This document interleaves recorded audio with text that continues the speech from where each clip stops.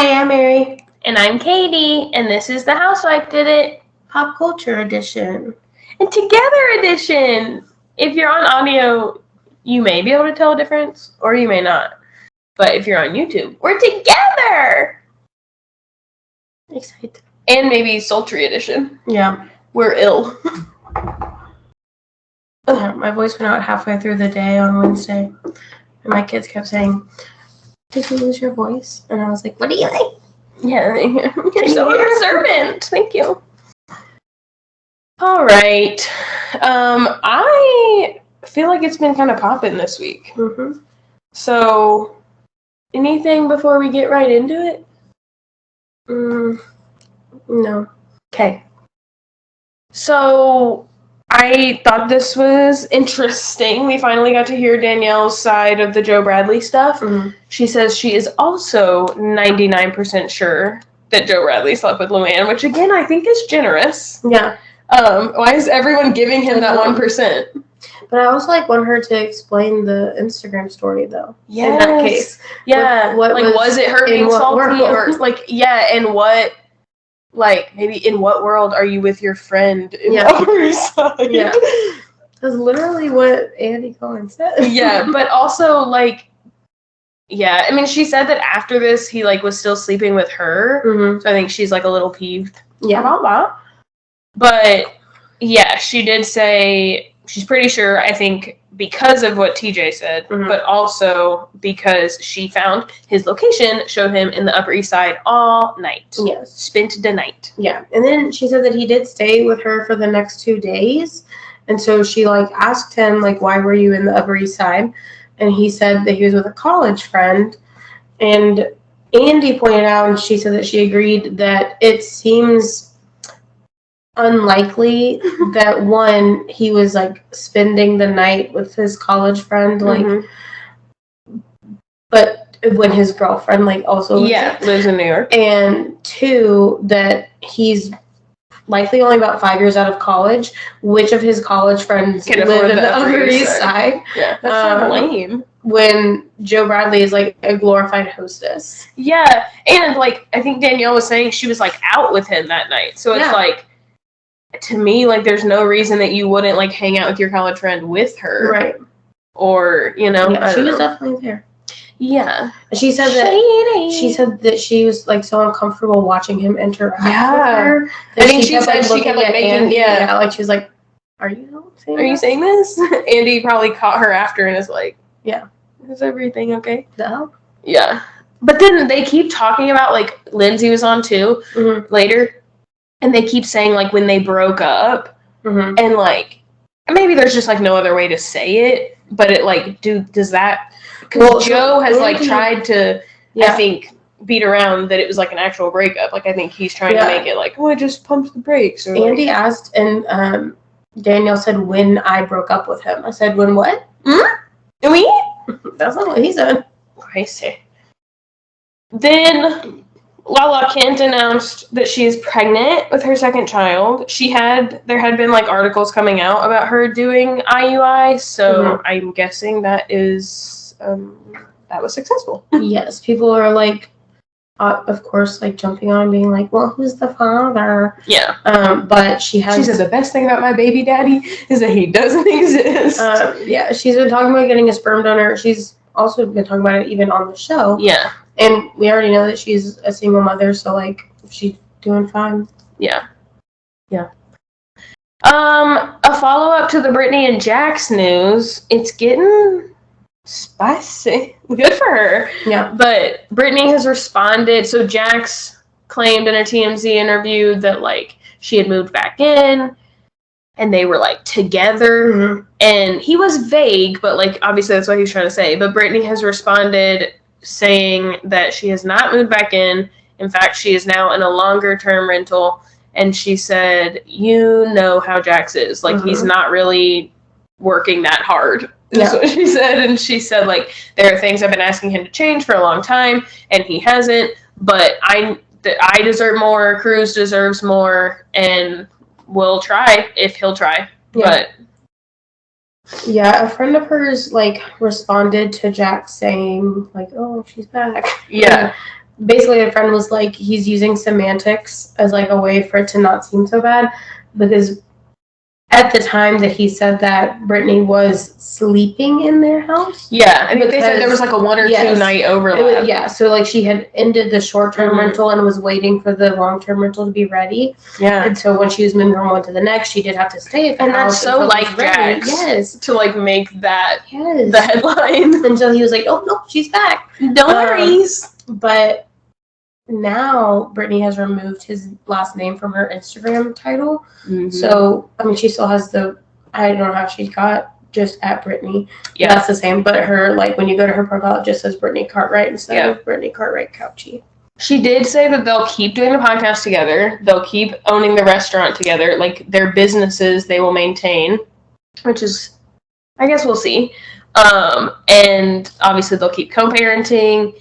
But yeah, I mean, she also said that we won't like see the separation on the valley, but we will understand what got them there. Girl, we understand. Yeah, we understood 8 years ago. Were we not? No worries. Next week we will get Taylor Swift Eras Tour movie on Disney Plus, but she being weird, she being shady. She said now instead of getting it at like midnight on the 15th, it's going to come out at 6 p.m. Pacific, 8 Central, 9 Eastern on the 14th. Mm-hmm. This has people in a tizzy. So if you start it on the East Coast, at least at 9, it should finish around midnight. So people would like to know what's coming when it ends. People have also made a lot of connections with 3:15, the date that like the clock in Bejeweled was on 3:15. Also, March 15th is Everything You Believe Is Wrong Day. It could be a reach, but maybe not for her.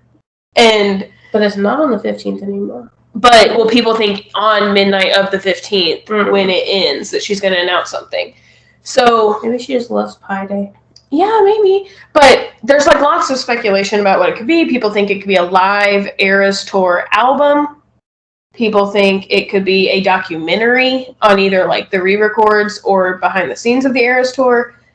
Or obviously it could be Reputation, the album, or people think she might announce Reputation, the concert experience coming to Disney Plus, and that could explain why she's doing the 2 all the time, because it's like 2 movies are coming out, which I think like is totally possible. Like it has to go somewhere, and clearly Disney Plus is like where all of her stuff's going to be. So, but I kind of thought it was a Netflix original, so I don't know how that's going to work. But it was. I know Miss Americana was, right?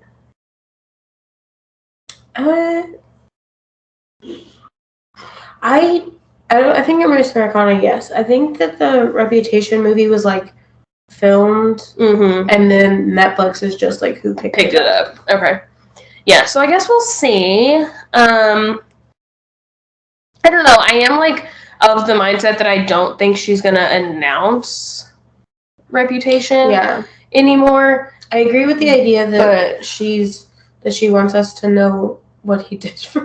Yeah. People have like obviously thrown out other dates, but they're all after Tortured Poet. So I don't know what I think of that. But maybe it's she changed it to Pi Day, and it's going to be like the tortured massacre. For what? What is she gonna do with math? She's a mastermind. Also, speaking of tortured poets, according to Ancestry.com, which apparently we're just calling Ancestry now, Taylor Swift is the 6th cousin of poet Emily Dickinson, which makes so much sense. Ancestry and like DNA websites are giving us so much. Yeah, now we got Stassi and Gypsy Rose. Yeah. And maybe, I bet Emily Dickinson is from, like, the East, like, Rhode Island type, I don't know, that area.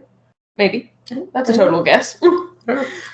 I guess JVN is a little bit in the Taylor Swift universe because of the You Need to Calm Down video. Oh, sure. But an expose was written about Jonathan Van Ness being a, quote, abusive monster.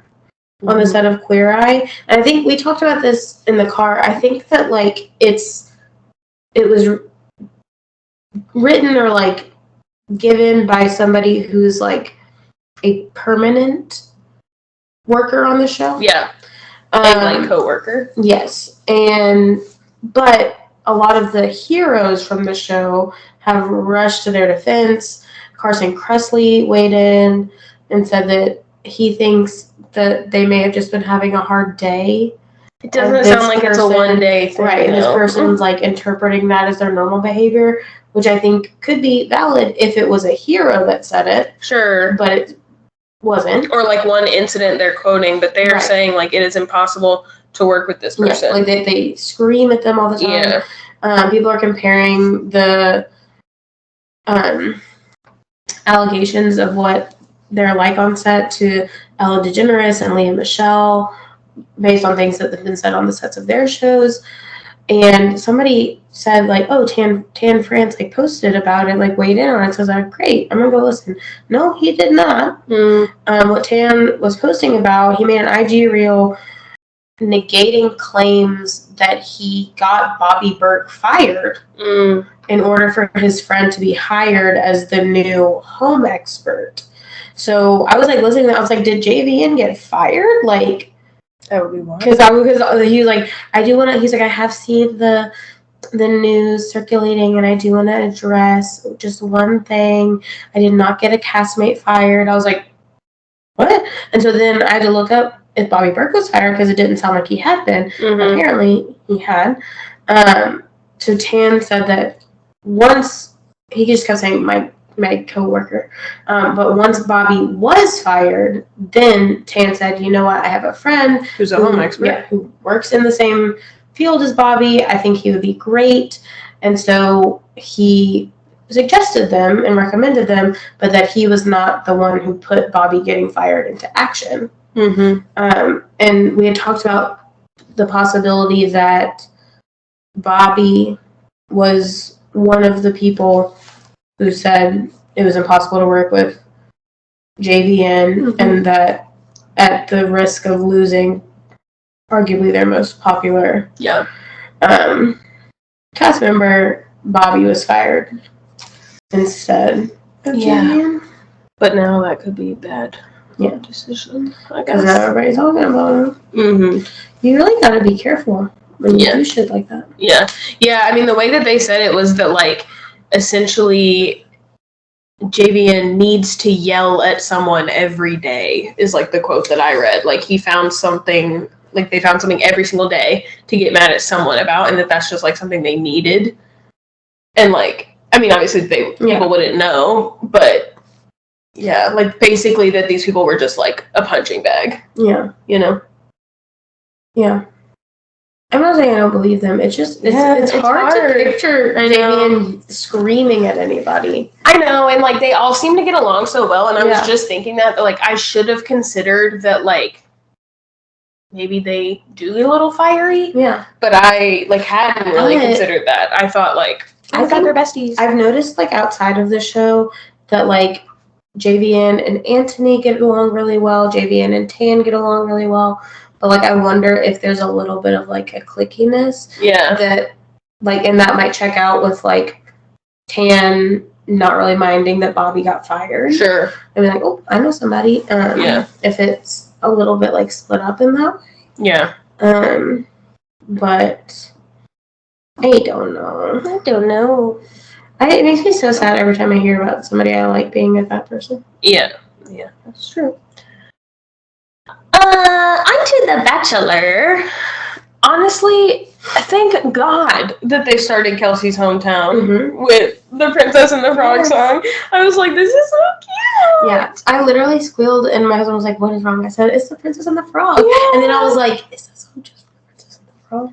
I know, I started thinking that too, because I was like, is there a different, like, version? But then I was like, I don't know, it seems very specific. Yeah, we watched The Princess and the Frog at school yesterday, and so when we started it, I was like, there it is. I was like, oh my God. It's like the opposite effect. Like, oh my God, it's The Bachelor. Yeah. Kelsey and her dad, which, also, I guess to say this, on Instagram, she has like posted that she is not boring. She really wants everyone to know.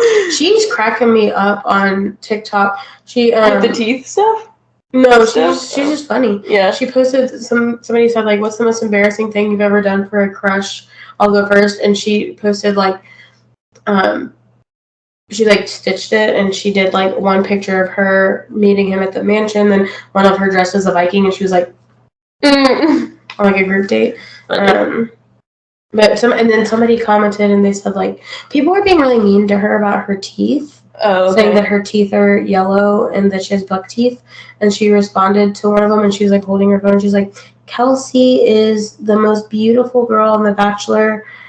Where does she get that bodacious ass? She was like, thank you so much for asking. That's like clearly not what it said. Yeah. She's funny. Her and her dad had me like weeping. Mm-hmm. Like he was so lovely, and he was like, the man that's going to be worthy of my daughter is the one that she picks. And I was like, yes, sir. Like, good for him. Like, he just like trusts her. When they left though, Joey said to her dad, I hope to see you soon. Have you seen people, like, do people really think that that's who he's picked now? Have you seen, like, the speculation is about the rose ceremony? The engagement? No. Or like this past. Oh, that she actually got it first. Yeah. Yes. About, like, yeah, so, like, Daisy, when they flashed to Daisy, she didn't have one in her hand. Yeah. Yeah, so there's videos going around that editing messed up, and it showed Daisy getting the rose first, but actually Kelsey did. I did see that. I don't think the speculation is that editing messed up. Well, they're saying editing made a mistake. Like, they should have they should have clipped in a part where Daisy had the rose in. Like, they should have paid better attention. Yeah, but people were saying, like, they're trying to make us, like, root for Daisy, and then it's not going to be Daisy.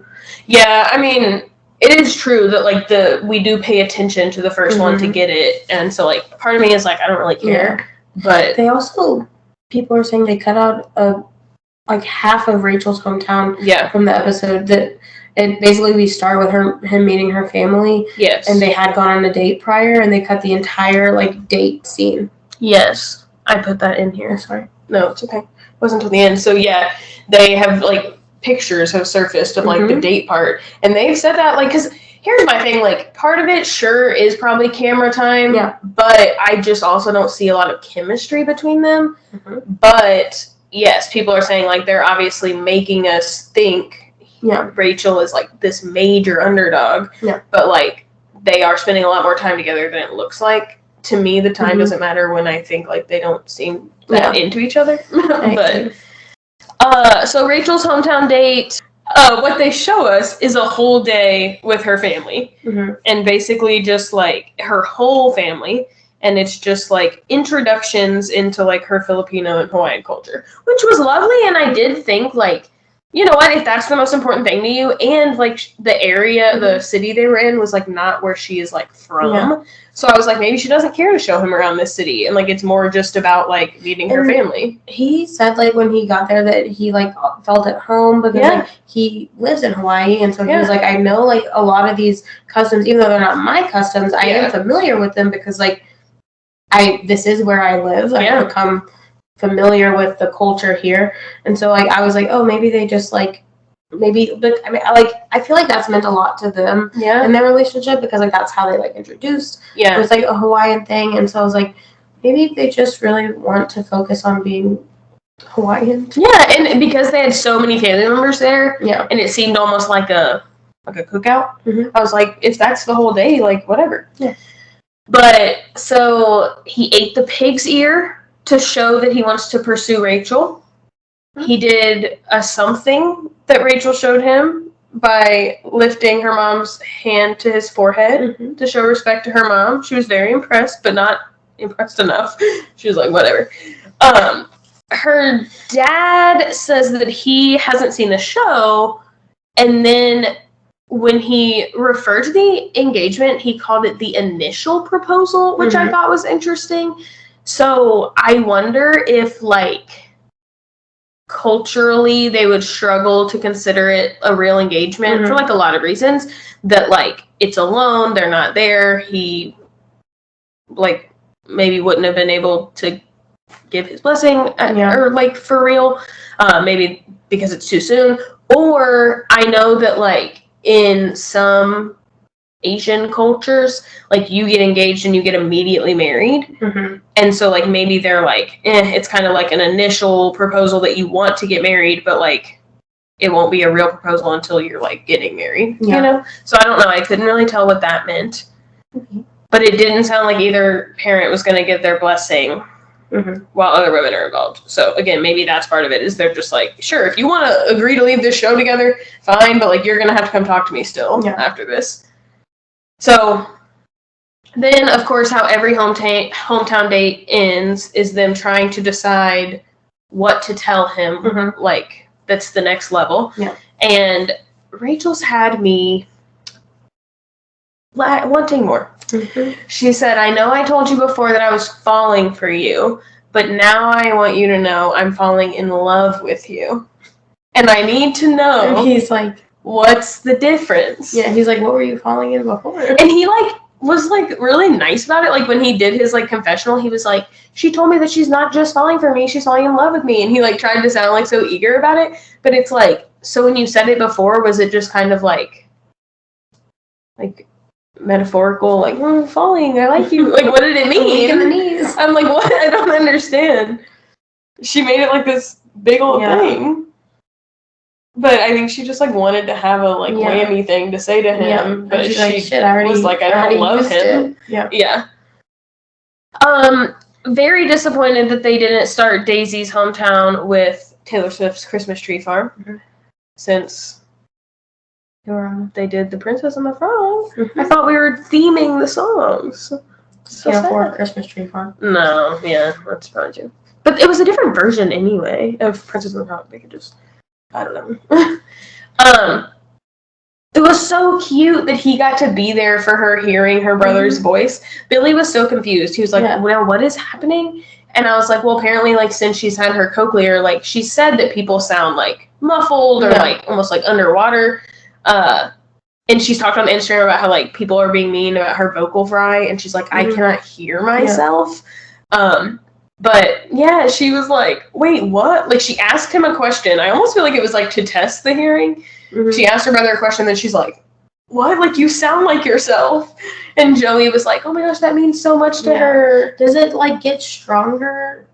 I guess, like, the longer she's had it, and so she's been away? I don't know if the cochlear gets better or if her hearing is improving. Like, I think she was saying that, like, her, like, she's hearing better now. I think. Because at first I was like, has she not talked to her brother? No, I think the cochlear can only do so much, and, like, some of your hearing, and because she lost it to something, like, I wonder if it just over time will improve. So I don't know. It's interesting. When she tells him that she's falling in love with him, also just falling, she also said a lot of other things, and then he said, I feel the same way, and I was sitting there going, about which part? Like, she was like, and I'm so glad you were here, and I'm blah, blah, blah, and da, da, da. And then he's like, I feel the same way. And I'm like, wait, I need you to say, like, I'm falling in love too, or something. But, like, I'm so confused. People are, like, not only, like, worried about that, but also, like, his face when she says it. They said, like, it didn't change at all, like, between her saying, like, I want to tell you something, and then her saying it, he's like, and like that he had like such a strong reaction to Kelsey saying she was falling for him, and so it's making people worried that she said that and he realized that he's gonna have to break her heart at some point because he doesn't feel as strongly about it. I don't know. I think though, but I feel like I'd be so uncomfortable all the time if I were a Bachelor. I'd be like, I know. I'd also be doing that. And you're like, that like balance between like not making it too obvious who you're gonna end up with, but also not like having a face where people are like, oh, he didn't like that. You know, like you don't want to, you're not supposed to tell them you love them back. So it's like, you know. He's smiling. He's a weird one. Yeah, he wasn't like sad. This is his face. Like when Jess told him. That was not good. That would also be sad. Yeah. Niagara Falls was so gorgeous. I want to go there. I was trying to figure out what time of year it was when Daisy was at the Christmas tree farm. I was like, it's Christmas, but they're very lightly dressed. And then I had to remember that November in Minnesota this year was very mild. So I think it was November. But Joey's still feeling nervous about Maria. Mm-hmm. Which, like, to be fair, I think I don't have the same opinion as the rest of the world right now. Yeah. I'm going to be honest. I think that's totally fair. Like, that's what happens when you get to this many people and one of them is doubtful and the others aren't. Like, why would you pick that one? She told him that when she had said all that she was just trying to take the easy way out. Kind of fair. He's like, I don't know, you're not going to do that again. Yeah. And she's like, I'm not going to do it again. Which is like kind of all she can do. Yeah. You know, like that's all you can do is hope that he believes that. I simply will not. Yeah. But he didn't seem like super like valid. Like, okay, I'm good now. Yeah. He still seemed like nervous that this is how she handles things. I was not expecting Maria's dad to give his blessing. I was not expecting Joey to ask for Maria's dad's blessing. True. Which I do, that does make me think he asked everyone's and they didn't show it. But yeah, I really thought he was going to be harsher, but he said that Maria is glowing, that like basically if that's what she chooses. I was like, she clearly like has siblings. They were there. Yeah. He was like, you are my everything. Yes. Maria, you're my world. I was like, damn. I was like, fuck these other kids. Yeah, for real. They're like, okay. But they're probably used to it, I guess. Her dad tells her that Joey asked for his blessing, and she's like, wait, I don't think you're supposed to tell me that. And she's like crying, but she's like so happy, but she's like, I really don't think you're supposed to tell me that. Yeah. And like in a normal world, you're not, right? Like if your boyfriend went and asked your parents for your blessing, like they wouldn't tell you because it's probably a surprise. And because they know him. Right.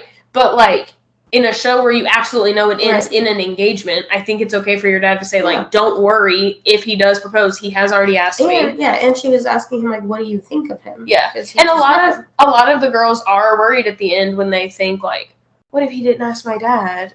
You know, it's like it should be reassuring to her that, like, if she got picked, like, he has already asked. Yeah. And your dad gave it. Yeah, then they watch her cute little home videos, and I was on the lookout for Vin Diesel. I also was like, she doesn't look like the girl, the Firefly #1. In her kid yeah, I was like, what's happening? I wish they had pulled that one out, that scene, but alas. Oh well. It seems like a similar sentiment among a few of the parents that their daughters should let their guards down, give it their all, like, you know, really, like, you might get your heart broken, but, like, it's worth the risk. Not Rachel's. That was not what they were thinking. But Maria was getting the storyline that often comes out of hometowns, which is when someone does not tell the lead how they feel, and then they regret it. And they usually go home. I feel like at this point, production's gotta, like, know who's going home and be like, yeah, I know. But hers was like the fucking worst I've ever seen. Like she like kept, I have to tell you something. Like she's like, and then she's like, I appreciate you. Yeah, it's like those like cheesy like Disney shows where like somebody's gonna say they love them and like I love your backpack. Yeah, it was like that. Maria wanted to try to avoid this curse of getting sent home, so she pulled Joey at the beginning of the rose ceremony, which Rachel did not like. Yeah, when she came back, she was like, what was that about? She was like, I don't know. She was like, you don't know? You don't know why you pulled him? I was like, yeah. But Rachel was mad the week before when he pulled Maria, and she was like, why, if we can't have a cocktail party, does someone get extra time? And I had told you last week, like, at first I was like, girl, don't be mad, she's going to get sent home. But then she didn't, which she probably was a little mad. Even if they like Maria, like that probably sucks. But then, I also don't really get though why Rachel thought that Maria would tell her there, like what it was. She's like, I'll tell you later. Yeah. Like, chill. She won't tell her later. I mean, she may have by now. one day, not later that night. So that didn't save Maria. I think that Joey just knows that all of the other women have been really steady and have, like, not questioned him, which, like, again, in real life, like, that's okay for you to, like, be nervous and, like, whatever. But in this show, it puts you behind other people. So... Yeah, I was shocked because I was, like, so sure that Rachel was going home. Yeah.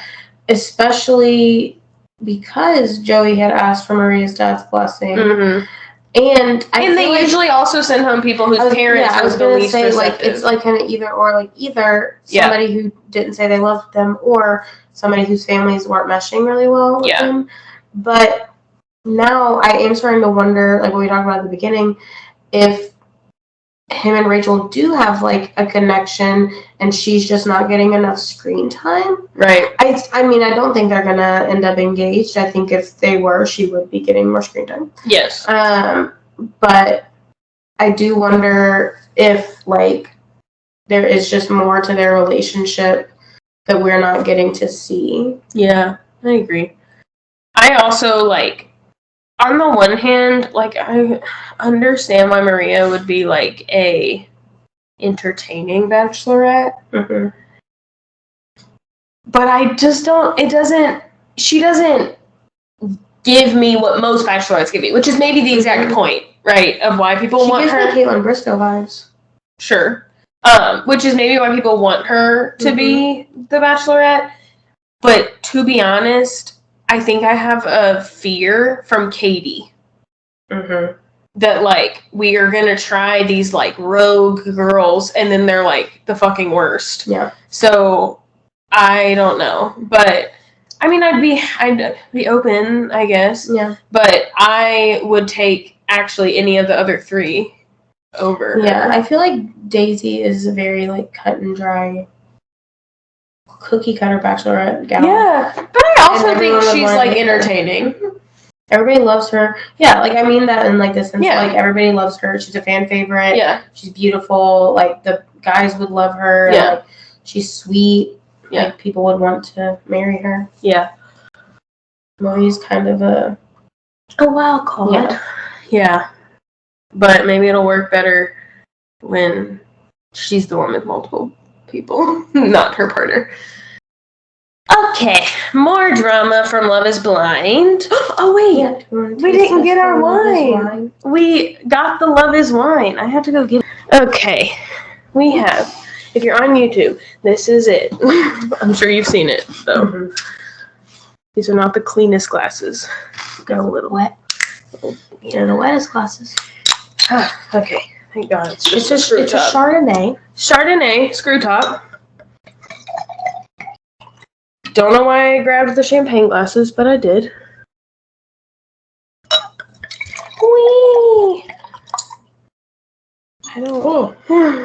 Y'all just heard me last week say I am not drinking, and here we are trying wine. But I'm sure it smells exactly like Yellowtail. Oh, it's a cupcake brand, Oh. which doesn't leave me. I love cheap wines far more than any other wine, and I do like cupcake. It's $11.99. All right.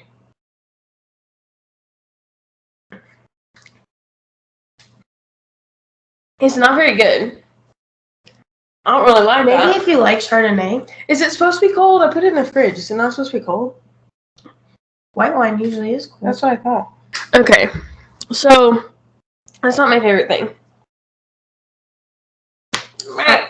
Is it getting worse? I think if you like Chardonnay, maybe it's great. It's very much a Chardonnay. That's what I'll say. You know historically you don't like Chardonnays? I don't. So, but it tastes like every other Chardonnay I've ever had. I do prefer a Pinot Grigio. There's a sweatshirt. It's too hot. I like Moscato. I don't really drink a lot of wine anymore, but I used to really like Moscato. But yeah, I don't like Chardonnay. All right, not my favorite thing. Sorry. That's the review. But now I can keep the bottle. Yeah, put it on myself. Not myself.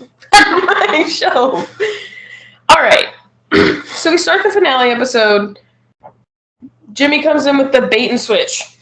He says, Chelsea, you haven't told me how you feel. Are you sure you want to marry me? And she hesitates a lot. She's like, I've been thinking about this, and sometimes I'm not sure, but right now I think yes. And then he says, okay, cool. I don't want to go to the altar. And she is like, wait. My favorite thing is people doing impressions of her, and they're just with their mouth. Yes. Yeah. I cannot even articulate my thoughts on Chelsea's response.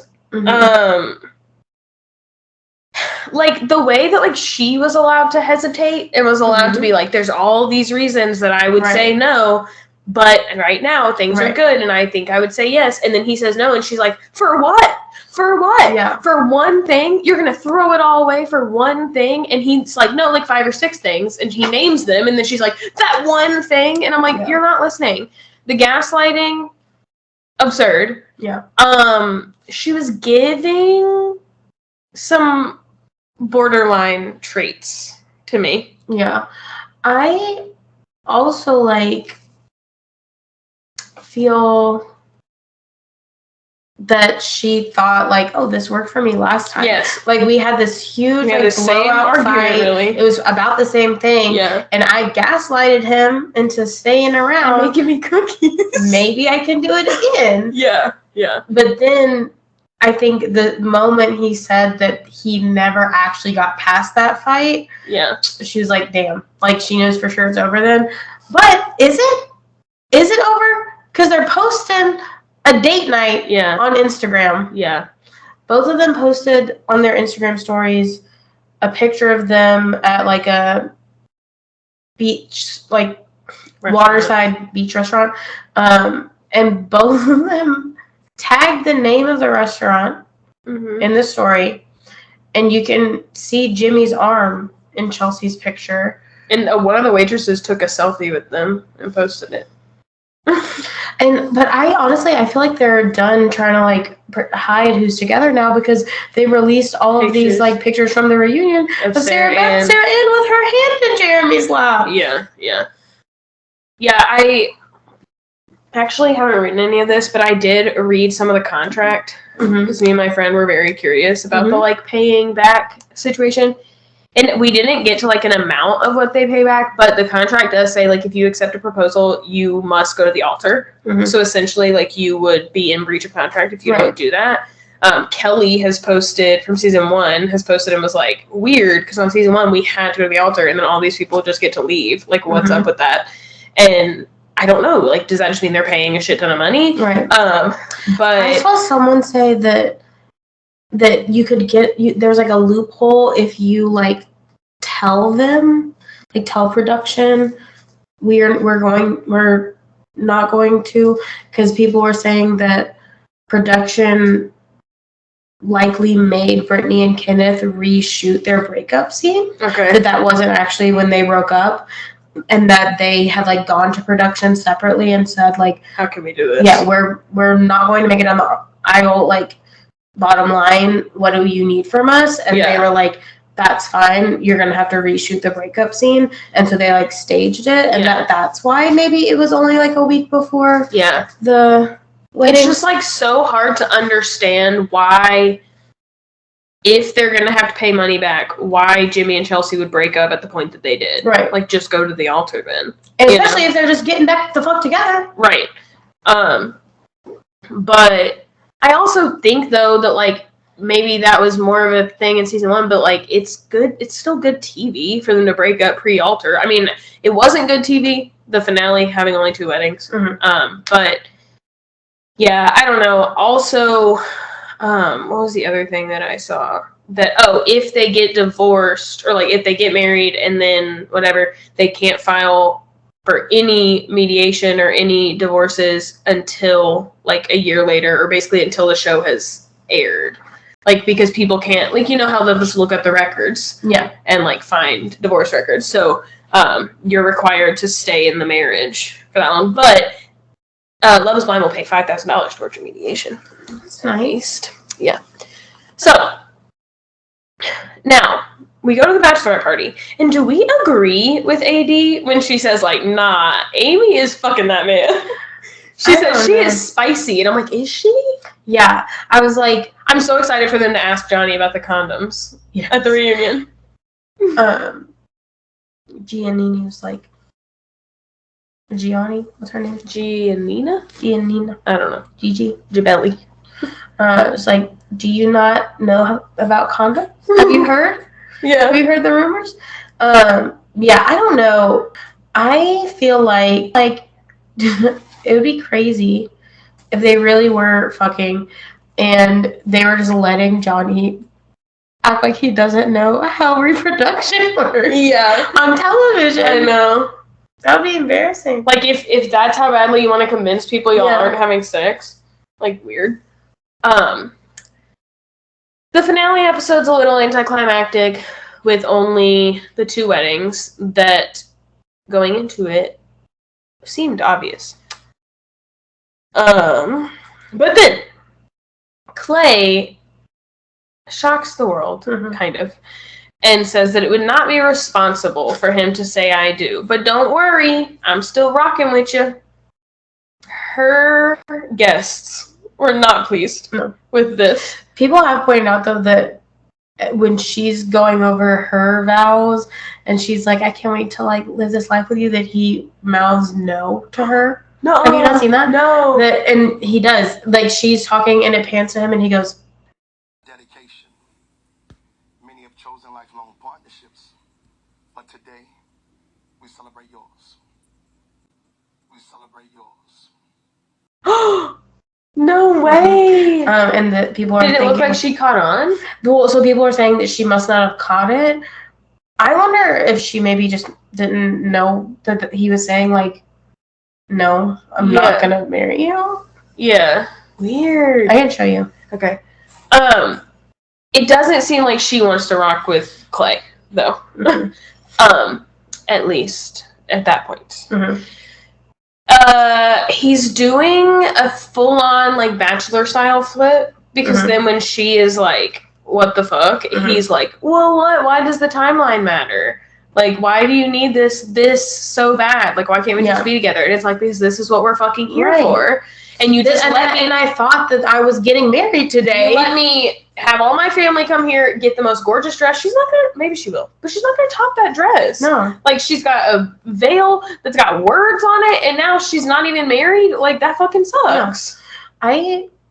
I wish that for just one time, someone who is planning on saying no would, like, act somber or confused in their interviews, or just straight up say, I'm not feeling this. Yeah. Because it's wild to me how someone, Clay, in this situation, can literally, like, ask her mom, oh, do I look like a husband? Yeah. And then turn around and say he's not going to marry her. And, like, that always drives me crazy. Like, I'm trying to think of, like, who it's been in the past. But, like, it always drives me crazy when especially if it's, like, for some reason when it's the women, when they're getting all done up, they've got all this stuff that says bride. Yeah. They're like, this is my wedding day. Yes. Like, you're so excited. And then they're like, no. And I'm like, what the fuck? When, Izzy's girl, Stacy, when Stacy did that last year, I was like, she was getting, like, so excited to get ready. Yes. Like, the whole shebang. She's, like, crying about his mom. Yeah. Like,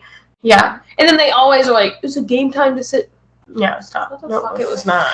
Yeah, it makes me crazy. Some people were saying, though, that they thought the reason he was asking her mom if he looked like a husband was because he was trying to figure out if he wanted to be a husband, and he was like, yeah, maybe he hoped she would say, yeah. And then he was like, tell me, am I a husband or not? Yeah. They are seemingly having, like, a healthy conversation about it afterward. He's like, I really still want to be together. It was a little, like, gaslighty when he's like, what? You think I'm leaving? What? Like, you think I'm done with you? Why are you yelling at her? Why are you mad at her? He just basically says he's not ready to commit. It was, like, good, I guess, that he's not just, like, so fake that he, like, could say all that stuff, then say no and not even want to be with her. Mhm. But obviously that was like heartbreaking for AD still. Her, when he said it and she just kept whispering, "What the fuck?" Yeah. And then walked off with the bottle of champagne. I was like, this is like simultaneously like a mood and also like the saddest thing I've ever seen. Yeah. What the fuck? Outside, which is almost more interesting, outside his mom was explaining to his dad basically like what a number he has done on his son, and like you realize like you are the reason he is terrified of commitment. And he says, well, he'll just have to meet someone like his mom, because when I met you, and she said, yeah, when you met me, you were still not good to me. Yeah. And he just I've never seen more immediate tears. Immediately starts crying, and it was really sad, but also like, stop. Yeah. Like, I was getting like Jamal and Giselle vibes from you've not watched Potomac. No. But that's the vibe I was getting, because like, yeah, that's what happened with them. Yeah, and Natalie and Deepti, what is their podcast called? Out of the Pods. They said on their podcast, I think what like everyone's been feeling this whole season with Clay, like, who is going to tell this man that infidelity is not hereditary? Yeah. And like I understand like what his mom was saying to his dad is like, this is a trauma for him. Yes. Like how this went down. I do understand like he having saw that things he trauma. shouldn't have seen. Yes. But like just every 5 seconds he's like, well, my dad cheated, so I just hope it doesn't happen to me. As if it's like gonna be like happenstance, right, if it occurs. Yeah. Yeah. I hope this doesn't occur to me. Yeah. It's like he's trying to set himself up for like, hopefully she won't be as mad if I do it. Yeah, and if it's like, and if I do, then it happened to me. Yeah. And like I totally get the fear of commitment. It's just like the thing you're always gonna say in this show is like, you could have just told her before. When Amy and Johnny get married, which I'm not spoiling anything here by telling you that they got married. This is the only part from theirs, but I was kind of jaw on the floor. Amy gives these like beautiful, like, I guess they're the vows, but like when they're speaking, she like says all this stuff about loving his soul, and then he says, "Can't wait." And I was like, okay, now he's going to do... That was just his response to her. And then now he's going to do his part. No. That was it. And I'm like, this, like, beautiful love story. The strongest couple of this season. And the bar is on the floor. Like, come on. The only couple of this season. Yeah. Well. That got married. Yeah. I did love her interactions with his sister, though. Yeah. His sister being like so involved with her dad. Yes. Yeah, it was cute. I was a little confused what they were doing with the sisters, because it like looks like one walked with her people and one with his people, and was like in those respective like getting ready rooms. So I was like a little confused, but I mean, whatever, works for them. AD did end the episode by saying that she will not keep dating Clay. She posted some wedding pictures on Instagram after the fact, but just like her and her girls, and the caption was just a trophy emoji. But I have seen someone post videos of the two of them together for like Thanksgiving or something. Yeah, I was gonna say something that they like confirmed was post filming. Yeah, and that was like with his family, which I would say is like a pretty big deal. But people are saying that like her dress is revenge dress. So like they're probably not together now, I would assume. But people are also saying that Jessica's dress is giving revenge dress, and who does she need to get revenge on at this point? I really hope we don't find out her and Johnny are together, but I don't think so. Johnny? Because they were seen in Johnny. They were seen in the airport together, Jess and Johnny. And people are like, are they together? And I'm like, I really, really don't think so. I think probably they're friends. They fly out of Charlotte together. They're going somewhere together. Like, that would be crazy. Yeah. And it looks like, from my zooming, it looks like Amy and Johnny both have rings on. So their outfits, everyone's outfits, except for Jeremy's. Yeah. Great. I didn't love Sarah Ann's. Well, because it matches Jeremy's. Yeah.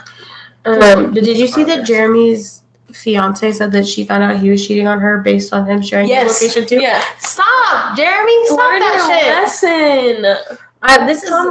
We're extending our reach past giving advice to murderers. We're now giving advice to cheaters. Stop sharing your fucking location. And she said she found it on Snapchat. When you share your location on Snapchat, it doesn't even update if you don't open Snapchat. So he could like share it with her, give the illusion that she has it, and then just not fucking open the app, and she never would have known. It's also like when you share your location on Snapchat, it's shared with like everybody. Yeah, she said he had it shared with his friends on Snapchat, and he didn't realize that she could. Which you can pick specific people on Snapchat, but he clearly did not like say not her. Yeah. He dumb. Which is good for these women, I guess, but I think Jeremy is exactly as smart as he looks. yes. As the Hawaiian shirts would lead you to believe. I think Laura was correct about that red flag.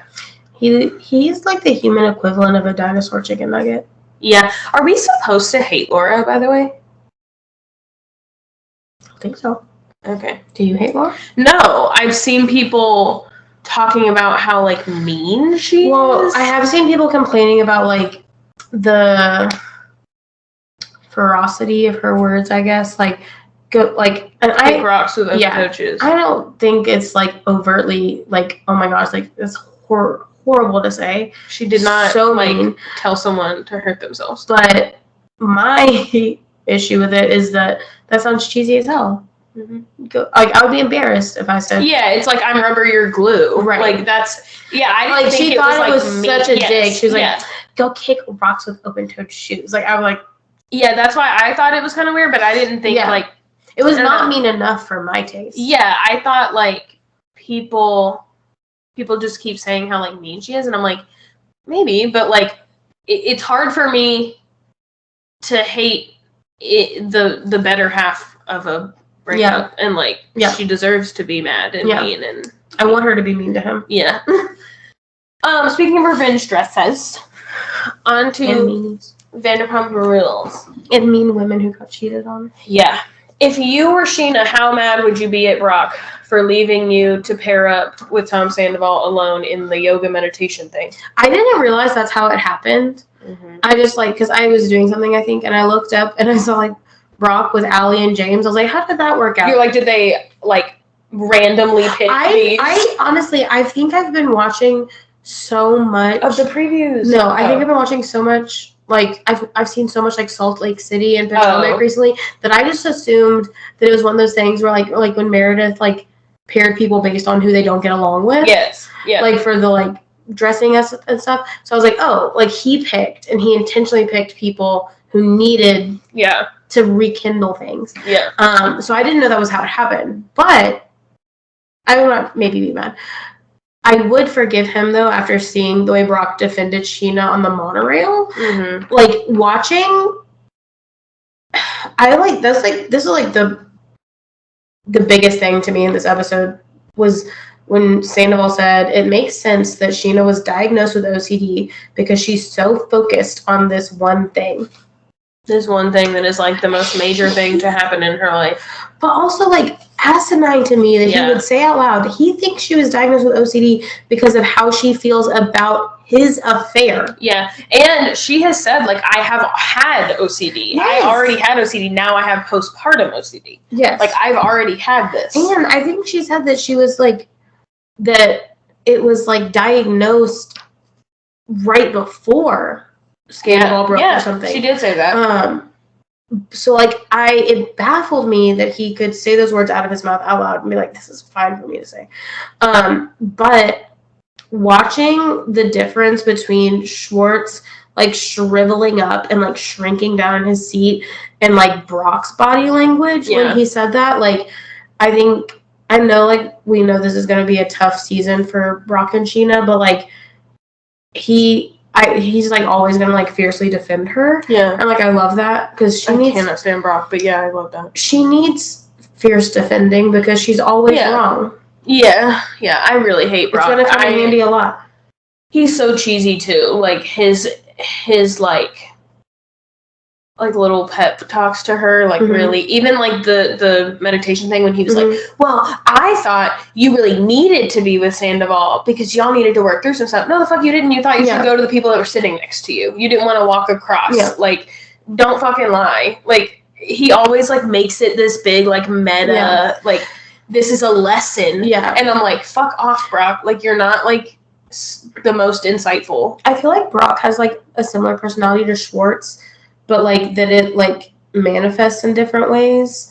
Like I feel like Brock is like a douchey. He comes off like a beefcake trying to be like Schwartz's obsession with Moomers. Like Brock, that's Brock with Speedos. Yeah, like true. And I feel like they both like. I feel like Schwartz used to be like, Bubba, no, like that's not what I meant. But I mean, Scheana is in desperate need of someone to defend her. Yeah. Them calling the monorail thing a gondola has me confused. I was like literally the thing said it, like the company that they got on said like gondola, right? I refused to write gondola in my notes because it's not a gondola. Well, as an Italian person, that's not a gondola. Yeah. Simple. As I was like typing it into the script, my iPad was like giving me a monorail emoji, like a similar emoji, and I was like, so that is a gondola? Is it a regional thing? Like, do we only say monorail in like Gatlinburg? Or like, I don't know. Or like lift? Because, like you would call it like a few different things, like a sky rail. I was thinking about when we went to Ober-Gatlinburg. Yeah. And we had to ride one. Yes. Because Ober-Gatlinburg is like similar to what they did. Yeah. Yeah. And so I was like, what was that called? And I was like, it's a monorail. Like, yeah. And I was trying to think of here at the state fair, like you can take one like over the whole fair. And I was like, what is that called? But isn't that what it's called when you ski and they take you to the top of the mountain? That's just a ski lift. Yeah. Yeah.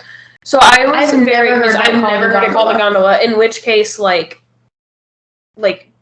literally the same spelling and everything as the boat. Like I'm confused. What do y'all call a gondola? Yeah, Italian boat ride. And what's crazy is like, don't they have actual gondolas in Venice Beach? Probably in California. Yeah. What do you call them? Yeah. Silly gondolas.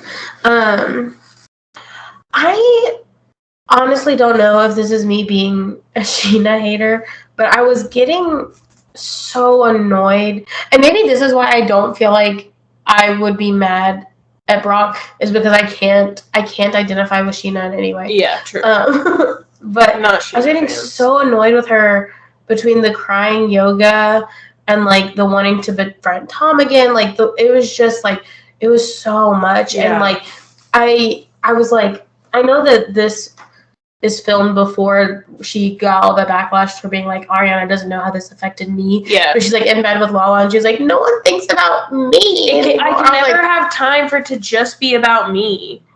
Yeah. And it's like, listen, yes, like I get that like losing a 15-year friendship is hard. Yeah. Is it harder than losing your 9-year life partner though? That you own property with and like we're about to fertilize embryos with. Like I just don't think she's got a grasp on that. Yeah. That like she can have a hard time internally and not need everyone to validate how hard of a time it is. Like that is something Scheana is not able to do, is just like do something internally. Yeah. But like Ariana's face when she called her, I was like, she ain't like, she's like being nice in her content, but she was like, Katie like ran with that though. She was like, yeah. She will not be your friend. Yeah. I was baffled though that Scheana called. She's like, what are y'all up to? And she's like, they're like, we're interviewing people. And then she's like, okay, anyway, here's what I was like, if I knew you were in the middle of doing job interviews, like there's a time and a place, baby. You gotta hang up the phone. Call me back later. I will talk to you later. When you're not busy in a professional setting. Yeah. I don't know. I'm like trying hard to understand Scheana with this.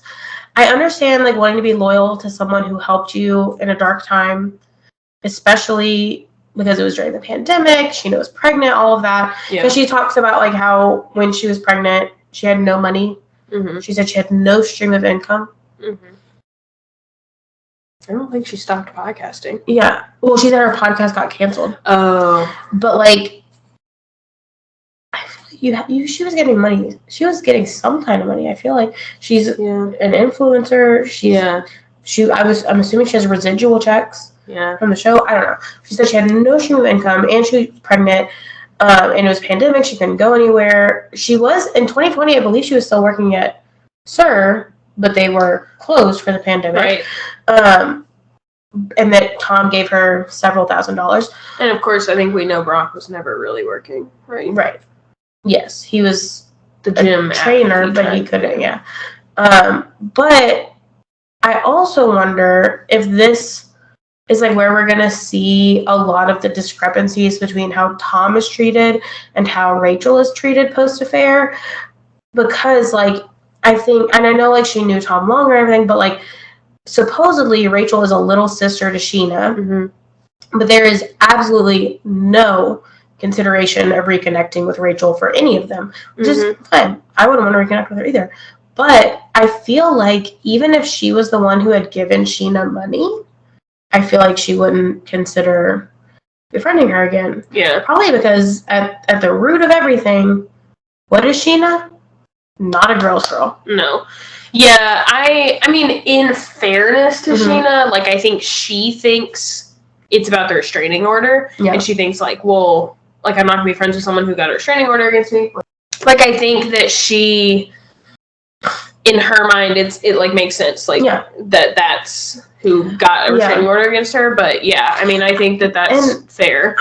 I think if Scheana wants people to, like, worry about her for once, let it be about me. You got to stop talking about how Tom affected you. Yeah. If you want things to be about you, be like, a restraining order was wrongfully put on me. Yeah. That we could feel bad about. Yeah. That didn't happen to Ariana. I also was going to say, Kristen has said on her podcast shocking information that is, like, kind of defensive of Tom Sandoval. She has said that he has also sent her large amounts of money. That at one point when he was like dating Ariana, but like she was still on the show, she said that like she had been knocked down to like a different kind of pay rate than like the episodic rate that they normally get. And she said that like he was barely in an episode and she was also barely in an episode, but she had like kind of carried the episode, like it was like her drama, and he got paid a lot more. And so he just like sent her like thousands of dollars, and she was like, hey, I don't think you meant to send this to me. And he was like, no, I did. You deserved to get paid for that episode more than you did, and like I didn't. And she was like, I just want everyone to know that like he has never told anyone that, which means he's obviously not in it for like the attention. And it's like, sure, but is he possibly in it for the repercussions of like everyone being loyal to him now? Yeah, like, yes, I don't know. And I don't like, and like Tom Schwartz, oh, I forgot this is on the after show that not everyone watches, but Tom Schwartz on the after show made a point that he was like, is it the worst thing in the world if you give someone money and it makes you feel a little good too? No, it's not. And like, so do I think everyone does things that are nice, but it also makes them feel good. So like, I don't have a problem with him sending the money. I just don't think that like it makes him like a good friend all of a sudden. And he talks all the time about how he's such a good friend. And we know people like this who are like, frankly, probably narcissists, but they give you a lot in like money or like stuff, but they like are not good to you. Yeah. And so like he's not nice to I mean, I'm sure Scheana thinks he is, but like what Ariana's trying to tell her is like, I am sorry that you are losing this, but you're losing who you thought he was. Right. And he is proving to not be that person. Yeah. And just because he gave you money once, like, does not make him like emotionally invested in you. It does not make him. It does not prove that he cared about you. Like, just money. There's a guy that I went to college with. I think anybody who knows me knows I hate this guy. He was like that. He would like do like out of the box nice things. He bought one of my friends an iPad one time. Like he just crazy things to be nice to people. And he would always couple it either with, like, there was one time this is like, people who went to college with me is like immediately going to give away who it is, but he started like a new fraternity on campus, and nobody liked the guys that were in it. They got, like, some of them were creepy, or like they just weren't like well known, but some of them were like actively like creepy people. Like, I remember one of them had messaged me before I even went to that college and was like asking me to come to parties there, and I was like, how old are you? No, thank you. Yeah, I'm in high school. But so people didn't really want to be associated with their fraternity, so he would do like really nice things for people and then couple it either with like, let's take a picture. I remember one time he did something for me and I wasn't home, so he's like, I'll just leave that in your apartment. And then he like texted me like 3 separate times that he could come to get a picture, like to come back after he had dropped it off in my apartment solely to get a picture with me. And just with you, or like with the thing he gave you? With us and the thing he gave me. Okay. And my husband now, but my boyfriend, this is not like a bridesmaids box. No. Where you like want a picture giving it to them. My husband was in a different fraternity. So I was wearing one of their fraternity shirts and he made me change. For the picture? Yes. You actually let him come back for the picture? Yeah, I mean, he lived down the hall from me. He was like an RA in my building. And it was me and my roommate. Okay. We were both like, this is weird. But he was like wanting a picture with both of us, so we were like, okay. He made me change into a different shirt because he didn't want me wearing a teak shirt in the picture. And then, but everything nice he did was either coupled with like a picture that he would immediately post on Facebook, or like followed up by like, and now you'll support our fraternity. Yeah. And I was like, and I think that's what Scheana's missing, is actually that like, he doesn't have to give you the money and say like, now you'll be loyal to me, right? Like, it's this underlying thing that like, the more that he makes you rely on him, the more that he can give to you. Like, the fact that like, he has not stopped talking about how he makes Ariana dumpling lattes that she didn't fucking ask him to make. Like, and he could have just not made. Like, this is what he does. He does things, and then he makes you feel bad that you don't appreciate the things he does for you. This guy, like, everyone thought he was the nicest guy in the fucking world. And I, from like my sophomore year of college, like, I pinned it. And I was like, there's something off about this guy. I was like, he does not do nice things for the sake of being nice. There is always an ulterior motive. And when he bought my friend the iPad, her now husband was like, I'm not cool with this. I don't want another guy buying you an iPad for your birthday. That's fucking weird. And she was also like creeped out by it. And so she's like, I can't accept this. And he was like, he's like, I'm not taking it back. Like, he refused to take it back. And then like, it was her birthday. He had like flowers delivered to her house and he wasn't there. It was like creepy. And like that, I think like, people were like, oh my gosh, like, no, he's just trying to be nice. Like, he's like trying to be there for her. But like, he like didn't want pictures, or like didn't like want her like bragging about it everywhere. But then when she would like not want to hang out with him, she would feel guilty because he had bought her a brand new fucking iPad. Right. I think it's hard because like Scheana did kind of give him loyalty. So he never had the chance to, like, use it against her. But, like, I think he totally would have been like, hey, whoa, you're cutting me off? Do you not realize how many things I've done for you?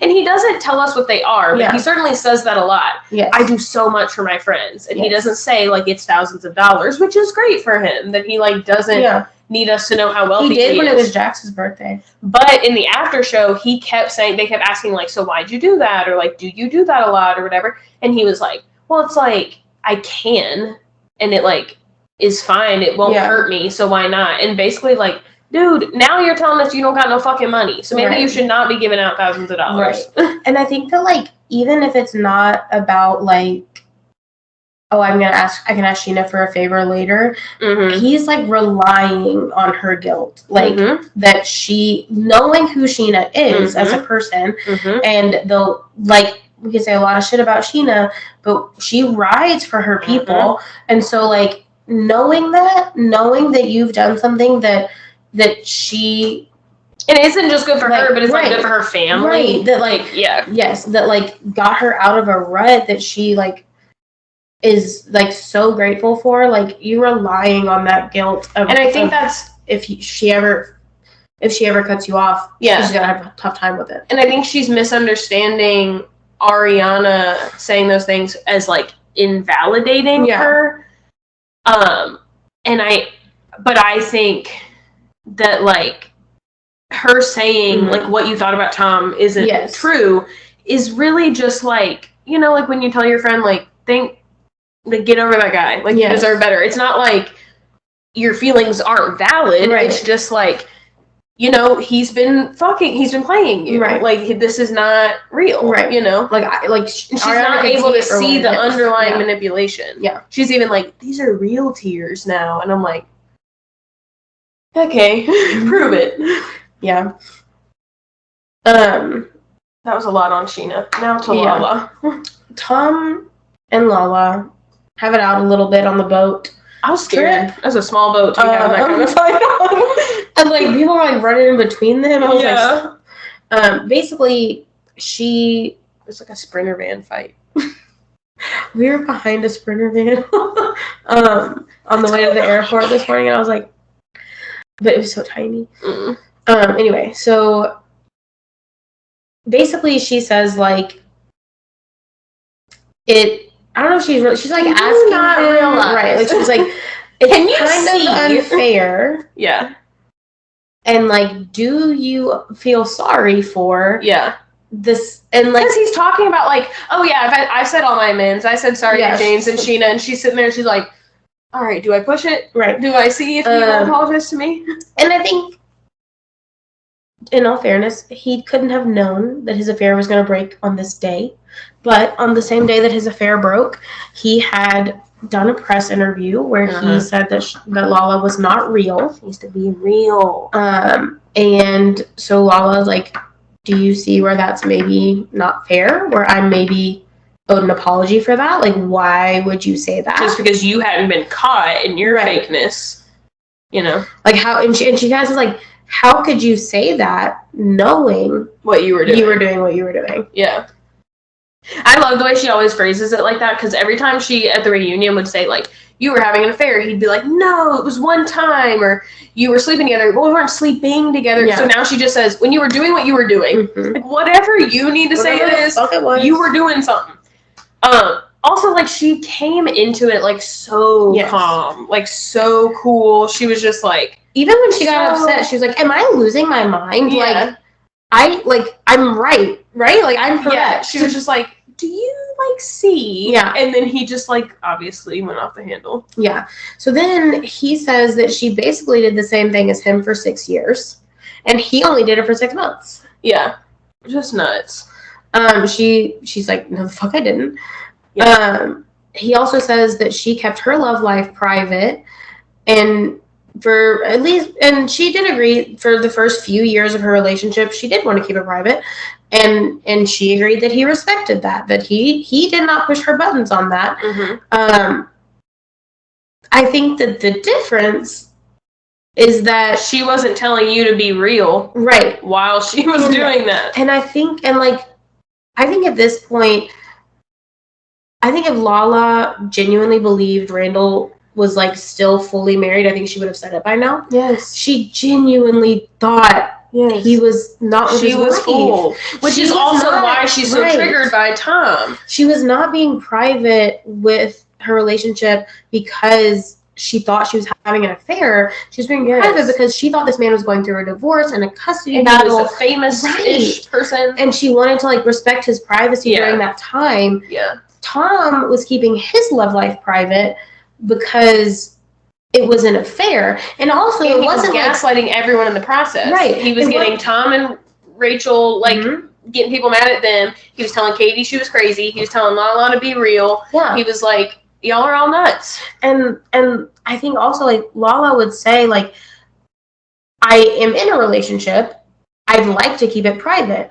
There's a difference in voicing that you're in a relationship and would like to keep it private, and hiding an affair. Yeah. You weren't keeping it private. Yeah. You were lying. You were sneaking. Yeah. I don't. Yeah. I loved that she said again. Which is, I think, the only thing you can really say to Tom at this point about the James stuff, about her.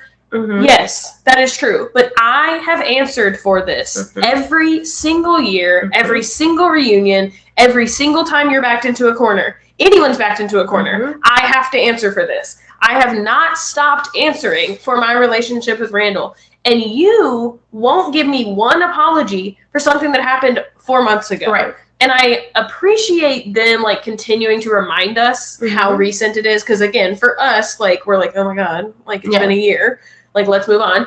But, like, I think Tom won't give anyone the one apology, but then he wants James's apology from 10 years ago again. And he wants Lala's apologies again. And it's like, I've already given you those. Give me one. Give me one. And then we can move on. Yeah.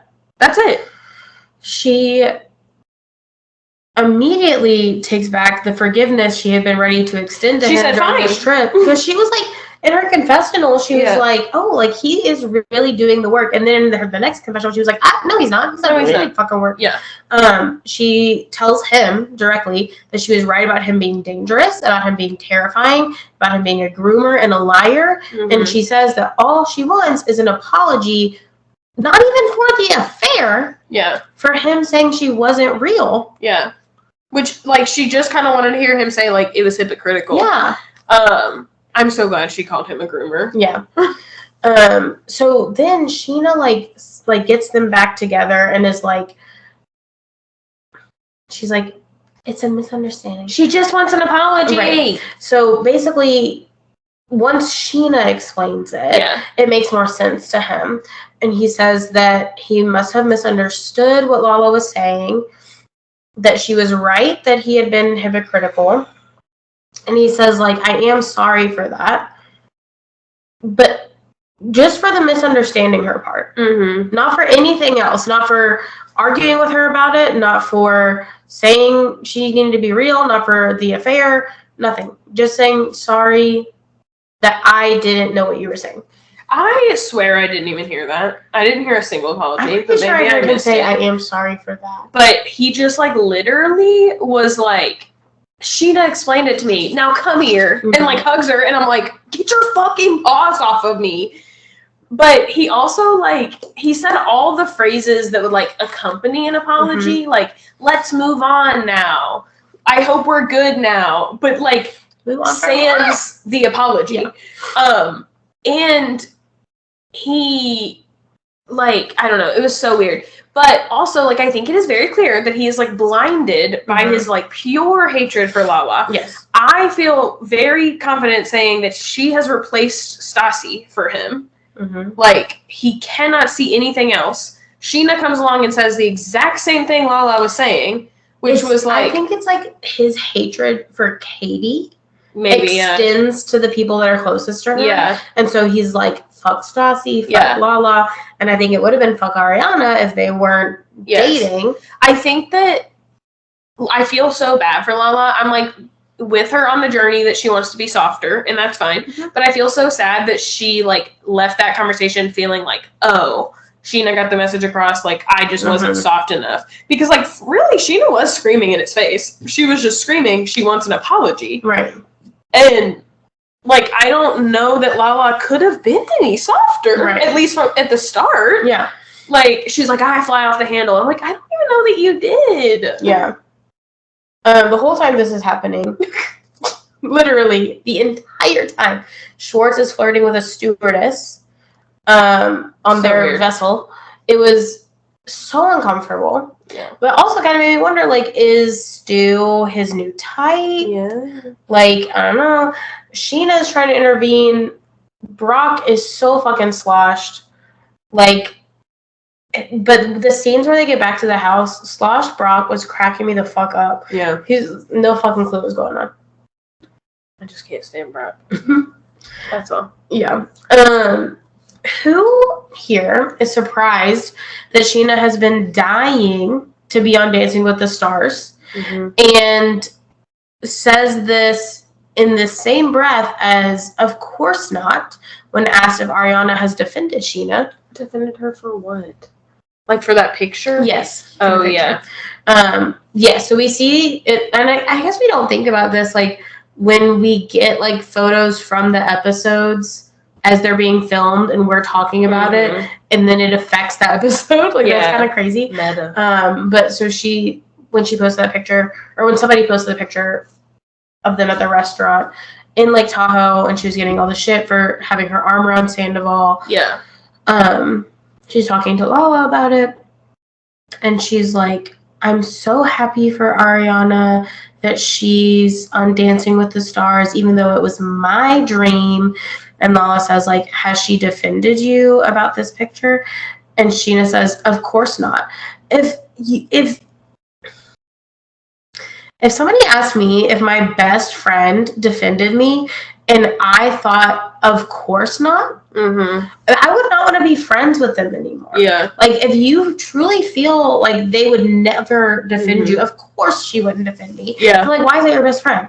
Yeah. And I feel like, I love Lala too, but I feel like Lala for Scheana is like the therapist that tells bad people that it's okay to be selfish and it's okay to, like, put yourself first. But the problem is that they are selfish all the time. Yeah. And that is also Scheana's problem, is that everything is always about Scheana. She's like, why can't it be about me this one time? And so it's she's complaining to Lala, like, I just want it to be about me for once. And Lala's like, it should be able to be about you for once. Yeah. And that's true. Except that for Scheana, it is always about Scheana. Sure, yeah. On the after show, Katie did say that Scheana is a male sympathizer. So she said, I think she's kind of a male sympathizer sometimes. And then she said, no, I think she's just a male sympathizer. And I was like, I think that's the accurate way of saying not a girl's girl, right? Which people have been saying for forever. Yeah. Also on the after show, which is so fun, might I say, Tom Sandoval talked about his first crush ever, Megan. They were there for each other through the struggles of adolescence and puberty, and Raquel reminded him of her. Because she's a child? Which is, he can now recognize as how he got wrapped up so quickly. I don't know. But then Schwartz was like, Megan, if you're listening, like, joking. But then Sandoval literally says that, like, he has, like, reached out to her in recent years.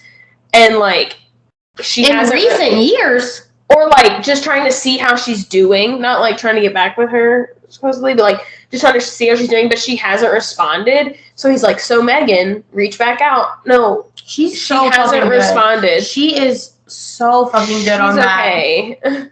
She said, puberty did not do I am well. Good on you, friend. Yeah. He also doubles down on his Lala comments, saying that the difference in, like, him and Lala, I guess, is that Lala comments on things that she doesn't care about. He says that when she brought up him staying at the Labor Day party to Ariana, he was like, she doesn't care. She wasn't actually looking out for Ariana. She just looks for salacious things to say. That's easy to say when you definitely weren't looking out for Ariana. Well, and it's like, that's really easy to say when she was right. Like, you're just, like, mad because she was right. Like, because you got caught. Okay, who fucking cares what her intention was? She did alert Ariana to a red flag, whether that was her intention or not. That's what happened, and she was correct. So, like, he says all this stuff, like, she doesn't know what she's talking about, and she doesn't actually care, and, like, she ends up right most of the time. Stupid. Yeah. Get out of here. He's silly. I've already seen, they are giving the previews, like, so many, like, they're giving, like, the first 7 minutes, they're giving, like, whatever, and so I feel like I already know next episode, but, we'll get more Scheana talking about Dancing with the Stars. We will get more Ariana not defending the Scheana for that picture. And what is she gonna say? in the clip, Lala's like asking her to make a statement, like saying that, like, and I kind of think she did. I want to in say, real, like, I think, now again we're gonna get to watch the episode where she's convinced to do it. I don't think that I do remember her saying something like, "Oh yeah, like leave Scheana alone." What Scheana said is true. They are just filming an episode. When fans ask for pictures, fans ask for a picture, we take them. So they jump together. Yeah. So I guess how awkward the picture be if Scheana was like, I know, or if she like stood there for 30 minutes trying to be like, no, I'm not going to stand by him. Like someone was going to have to stand by him. Sure, it could have been Tom Schwartz. It's your turn. Yeah, it could have been Tom Schwartz, and he could have been on the edge. But like, you just want to get the fan picture over with. Yeah, you know. So that's all. That's all. Nothing crazy for Summer House. So no, I didn't watch Summer House, but I believe it. Yeah. Just Watch What Happens Live. Lindsay said that Carl still pays half the rent to not live there, and she said that's his fault. He dumped me a month after we re-signed our lease. I said, and Andy said, did you have to convince him to pay it? She said, his name's on the lease. He legally has to pay it. And I was like, damn. But that's really it. Interestingly. See. Alrighty. Well, next week we'll be back broken up. Bye. Bye.